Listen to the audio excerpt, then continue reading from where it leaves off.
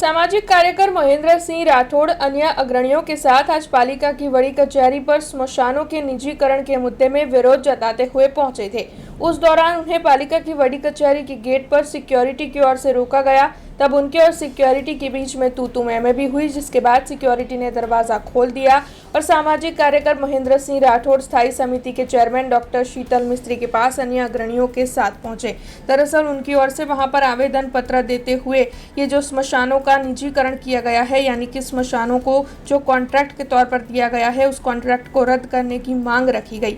इसी के साथ स्थायी समिति के चेयरमैन डॉक्टर शीतल मिस्त्री के साथ उनकी बहस भी वीडियो में कैद हो गई। वैसे आपको बता दें कि सामाजिक कार्यकर महेंद्र सिंह राठौड़ ने यह भी कहा है कि अगर इस मामले में वडोदरा महानगर पालिका के पदाधिकारी जल्द कोई फैसला नहीं लेते हैं तो फिर विरोध जताते हुए उनकी ओर से वडोदरा महानगर पालिका की बड़ी कचहरी से खासवाड़ी स्मशान तक अंतिम यात्रा निकाली जाएगी और इस तरीके से अनोखे तरीके से उनकी ओर से विरोध जताया जाएगा। वडोदरा सेवा सदन ऑडिटोरियम मेवा सदन खाते अमे आया छे અને આ મેવા સદનની અંદર બેઠેલા આપણા સ્થાયી, કારણ કે મેયર તો આવતા જ નથી અત્યારે, આ બી વહીવટદાર જ કહેવાય, એક જ માણસ ચલાવે છે આખું કોર્પોરેશન।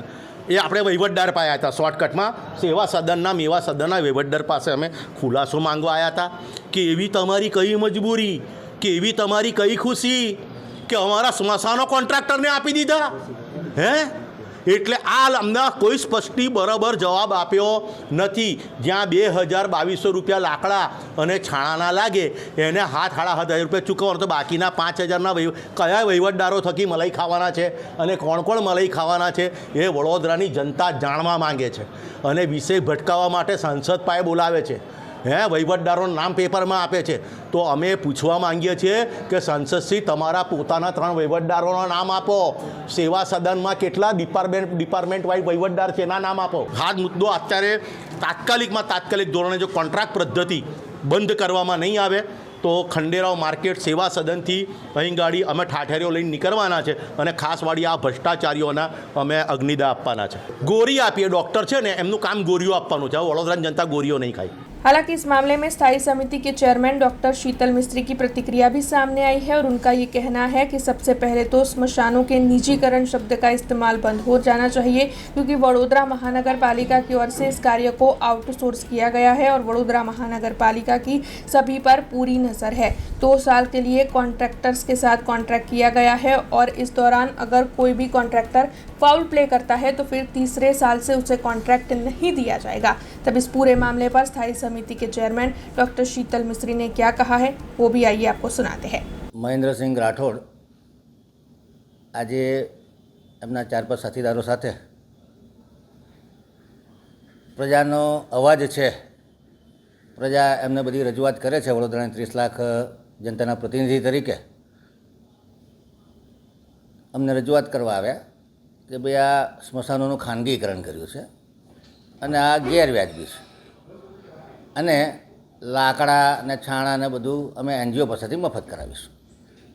31 સ્મશાનોમાં જે 2-4 એનજીઓ કામ કરતી હતી એ લોકો ડોનેશનના નામે, છાણાના નામે, લાકડાના નામે પૈસા લેતા હતા અને લોકો સ્વેચ્છાએ આપતા પણ હતા। અમારી પાસે અવારનવાર ઘણી ફરિયાદો આવી અને લાગ્યું કે આ તંત્રમાં સુધારો કરવાની જરૂર છે, કારણ કે એનજીઓ સાફ સફાઈ કરે નહીં અને ડિપાર્ટમેન્ટને એવું લાગે કે એનજીઓ સાફ સફાઈ કરશે, એટલે કોઈ જાતનું કોર્ડિનેશન રહેતું નહોતું। ઘણી વખત અર્લી મોર્નિંગમાં માણસ લીડ બોલી દઈને ગયો હોય, લાકડા મોટા છે, ભીના છે, લાકડા નથી, લાકડા કાપ્યા વગરના છે, આ બધી ફરિયાદો ઉઠતી હતી। એનજીઓ પણ ફરિયાદ કરતી કે ગાર્ડન ડિપાર્ટમેન્ટ બરાબર લાકડા નથી હાલતું, આપેલા છે। તો હવે એનજીઓની પોતાની જવાબદારી હોય કે એને કાપવા, કટર કરવા જ્યારે સેવાનું કામ કરતા હોય, એ સિવાય છાણાના પૈસા લેવામાં આવતા હતા, એ સિવાય કે ભાઈ આ લાકડા ગોઠવવાના પૈસા આપો। લોકો આવા પ્રસંગે સ્વેચ્છાએ પૈસા આપતા હતા અને આવી ઘણી ફરિયાદો આવતી હતી। આ બધું સંચાલન સુચારુ રૂપે થાય, આથી વડોદરા કોર્પોરેશન દ્વારા આ આઉટસોર્સિંગ કરવામાં આવ્યું, જેને આ લોકો ખાનગીકરણ કહે છે। ખાનગીકરણ એટલે ફક્ત 2 વર્ષનો ઇજારો આપવામાં આવ્યો છે। એમની સર્વિસ સંતોષકારક ગણાશે, 3જો વર્ષ ઇજારો આપવામાં આવશે। સવાલ થયો કે પ્રજાને આમાં 1 પણ રૂપિયો આપવાનો નથી। દરેક સ્મશાનમાં બોર્ડ આપ્યા છે કે તમામ જે અંતિમ ક્રિયાનો ખર્ચ છે એ કોર્પોરેશન દ્વારા કરવામાં આવશે। એમાં ખાસ કરીને મુખ્યત્વે જે ઇન્ક્લુડેડ આઇટમ છે એમાં 7 મણ લાકડા છે, 1200 જેટલા છાણા છે અને 5 જેટલા ઘાસના પૂળા છે।